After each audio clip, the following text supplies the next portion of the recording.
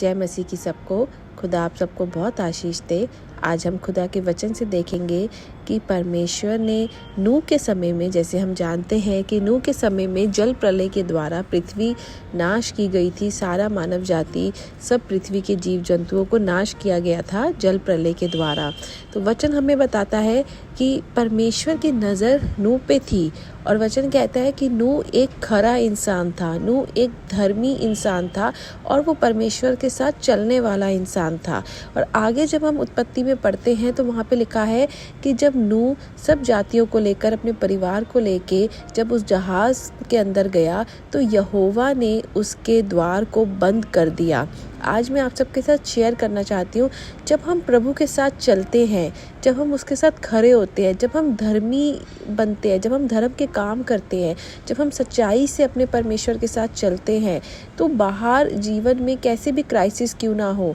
संसार में कुछ भी माहौल क्यों ना हो, संसार की इकॉनमी कैसी भी क्यों ना हो, संसार में कोई भी बीमारी क्यों ना हो, संसार में कुछ भी क्यों ना हो रहा हो,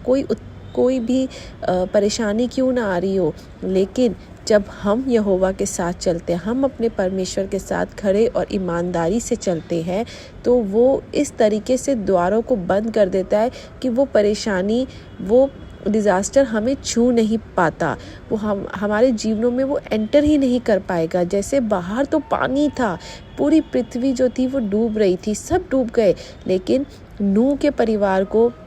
नूह को और जितने भी जाति नूह ने अपने साथ रखी थी, उसमें से किसी को भी वो पानी छू ना पाया, क्योंकि वो द्वार यहोवा ने बंद किया था। इसी रीति से जब आप और मैं अपने परमेश्वर यहोवा के साथ खरे तरीके से चलेंगे, ईमानदारी से चलेंगे, यहोवा को साथ लेके चलेंगे, यीशु मसीह का हाथ पकड़ कर चलेंगे, तो इस संसार में कैसी भी परेशानी क्यों ना हो, संसार में कुछ भी क्यों ना हो रहा हो, वो हमें छू भी नहीं पाएगी, वो आपके घरों में एंटर नहीं कर पाएगी, वो आपके जीवन में एंटर नहीं कर पाएगी, क्योंकि यहोवा आपको प्रोटेक्ट करेगा, परमेश्वर आपको प्रोटेक्ट करेंगे। यीशु मसीह आपके घरों को, आपके जीवन को अपने लहू से ऐसे सील कर देंगे कि वो परेशानियां आपको छू भी नहीं पाएगी। आमीन। खुदा आप इस वचन के द्वारा आप सबको बहुत आशीष दे। अपने भाई बहनों के साथ इस वचन को शेयर करें और उन्हें बताएं कि कितना ज़रूरी है खुदा के साथ चलना ईमानदारी से और सच्चाई से। आमीन।